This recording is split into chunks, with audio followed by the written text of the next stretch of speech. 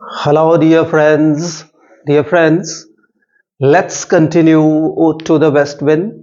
In this video, we'll cover the fourth canto of this poem, in which the poet, to some extent, becomes very much personal and talks a lot about himself or speaks a great deal about himself. So now let's look at if I were a dead leaf.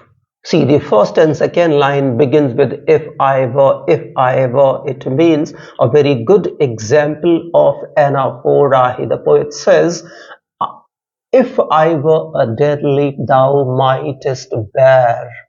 If I were a swift cloud, to fly with thee, a wave to pant beneath thy power and share the impulse means emotion, that is strong emotion of thy strength, power, only less free than thou, O uncontrollable. So he says he maintains that just that order, that continuation with which the poem progresses. In the first stanza or canto, he speaks about the impact of the wind on the leaf. In the second one, impact of the wind on in the sky cloud, and in the third, the impact of the wind on the mighty ocean. And that's why he says, if I were a dead leaf or a cloud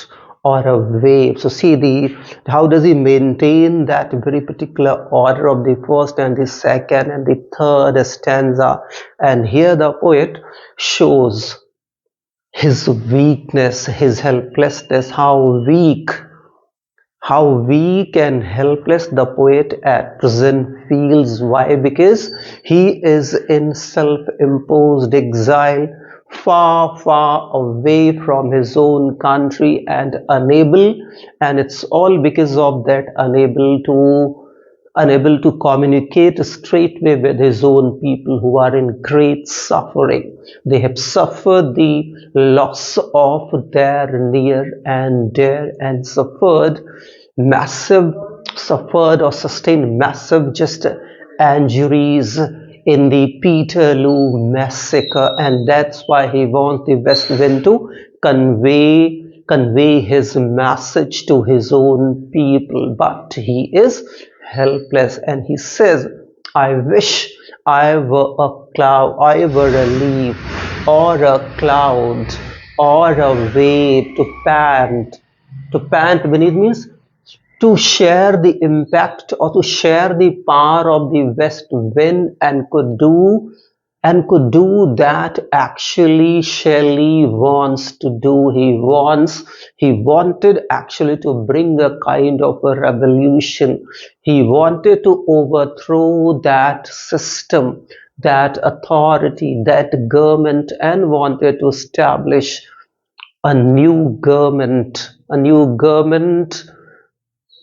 for the welfare of the people, for the welfare of his own country. And that's why he says, I wish I were a cloud, a leaf, or a wave to share the impulse means emotion of thy power, and would be able to do what I actually wish but unable to do. See this. The impulse of thy strength, only less free. See, he says only if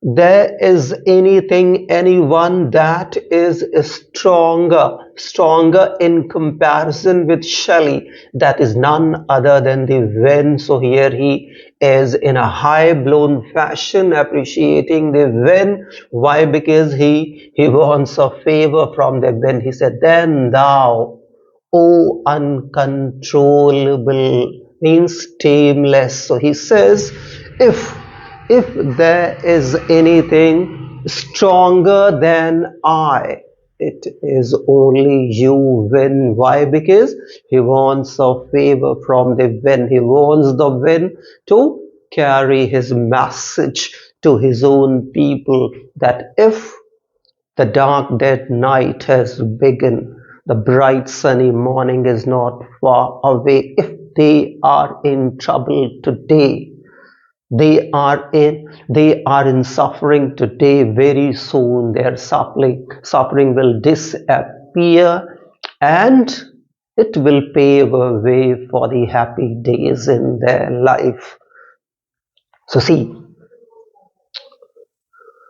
even if I were in my boyhood, he says that when he was a child, means when he was in his boyhood. The poem was written in 1819 in Italy. Now he has in his own mind those days. He was so enthusiastic, so powerful, so revolutionary, and so rebellion. He remembers about those days, about his college days. He was expelled from the University College of Oxford for writing that pamphlet, The Necessity of Faith.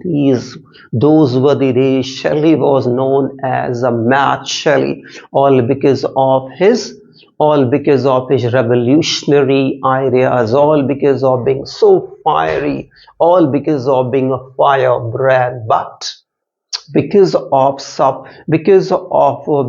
just bearing one buffet of misfortune after the other, after one failure, after the so many failures, here Shelley feels absolutely helpless and absolutely weak.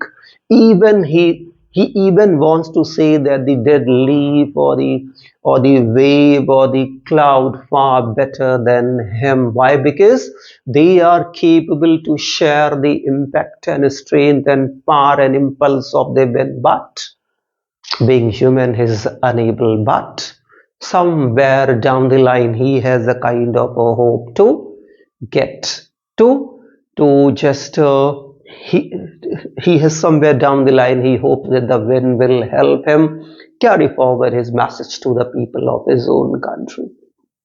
But there was a time he was as as young, as just you see this enthusiastic and as rebellious as and as uncontrollable and tameless as the wind is. But those days are gone. Those days are now past.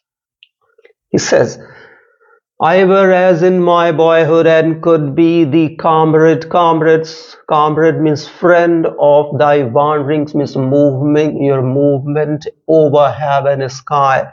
As then when to outstrip means to outplay, to defeat, thy sky speed, your speed in the sky, scarce hardly seem the appear a vision dream. So he says, if I had been in my boyhood days, provided that I got my boyhood days,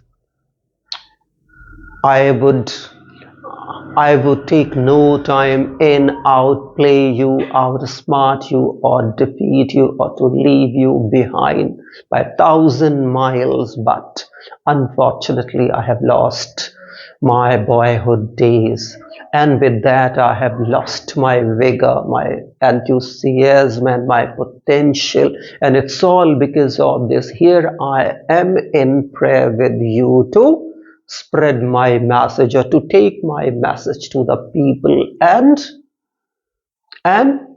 calm them down or make them understand that very soon they will have a new, happy, beautiful morning in their life. See, he says, I would never have attempted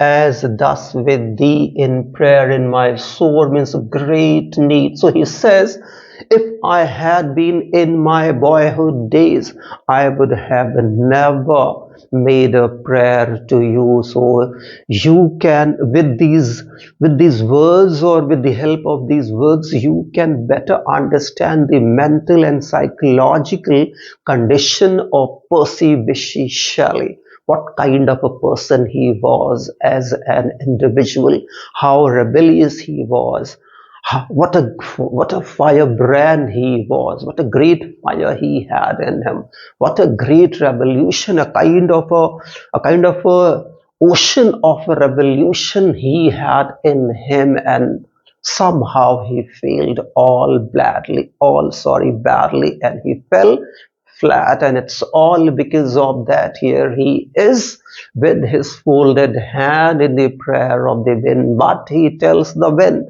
that if I had not fallen in my just worst phase of my own life, if I had not suffered one loss after the other, I would never have just folded my hand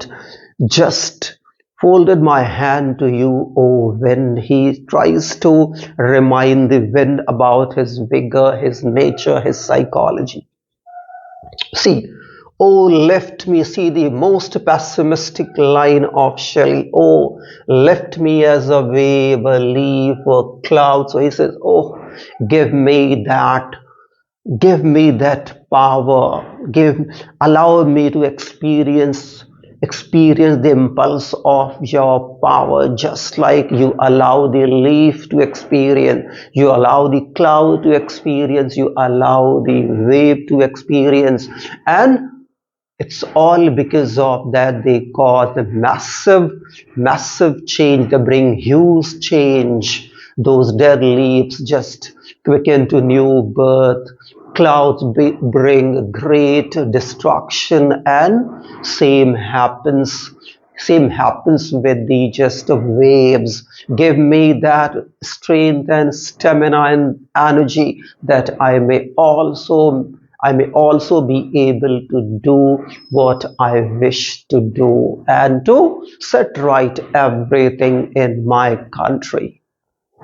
See, see the how pessimist, how sad here Shelley feels. He said, I fall upon the thorns of life, I bleed. So he means he had absolutely miscalculated. Here he means to say that he absolutely miscalculated life. He thought life was absolutely easy.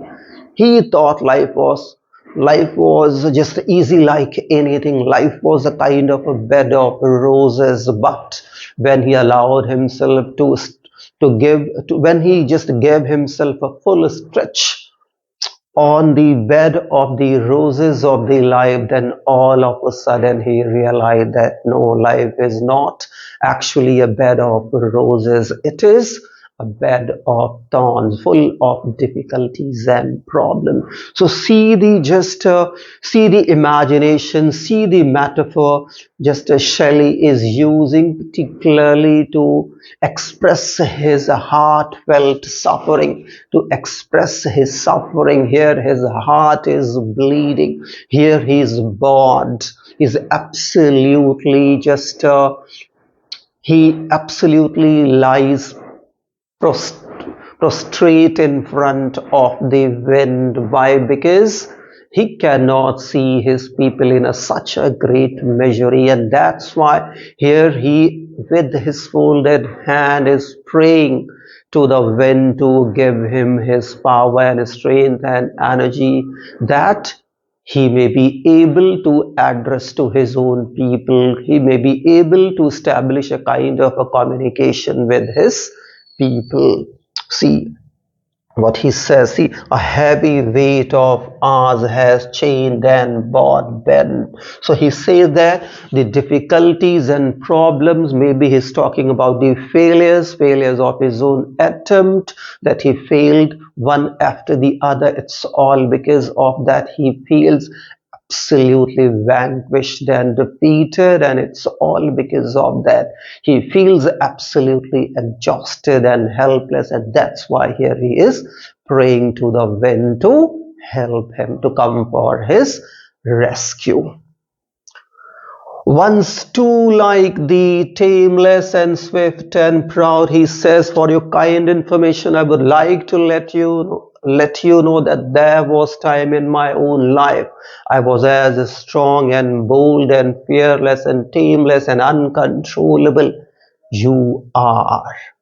It's all because of that here Shelley just has decided or decides to address his words to the wind, to seek help from the wind. Why? Because he thinks that there was time. He was just like the west wind. So he thinks that if anyone or anything can help Shelley, that is none other than this west wind.